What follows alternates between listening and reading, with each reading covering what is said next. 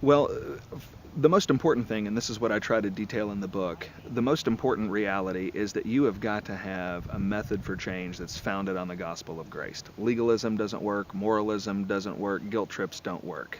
The common element that you see in so many books and in so many sermons is if you don't quit looking at porn, your wife's going to think you're a pervert, and your kid's going to think you're a freak, and your church is going to think you're this horrible, terrible person. All those things might be true, but that winds up being a terrible foundation for real and lasting change. And so one of the most important things, the most important thing, is that we need to motivate men to change by the gospel of grace. We can change and we should change because of who Jesus is and what he has done for us. That's the first thing. Now that's very practical to believe that. That's not just this confessional statement of orthodoxy. That's you can't change in the way Jesus wants you to change if you try to change without Jesus' grace. And so that's one of the most significant things.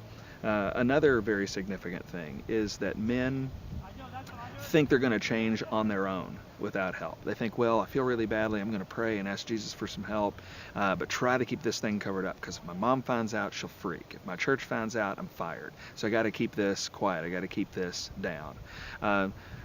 You will not change that way. It just, sin thrives in the darkness, and the only way to defeat it is by exposing it to the light. A third way that people fail is when they try to bring other people in, but they bring other people in that are the wrong people, so they don't tell people that are wise enough to help them. Or they try to bring people in the wrong way by giving them all kinds of details and information that they don't need. And a lot of that is the very purpose of the book, is to try to explain how you bring in the gospel of grace, how you bring in others, and what you tell others in a way that is going to be most conducive to real and lasting change.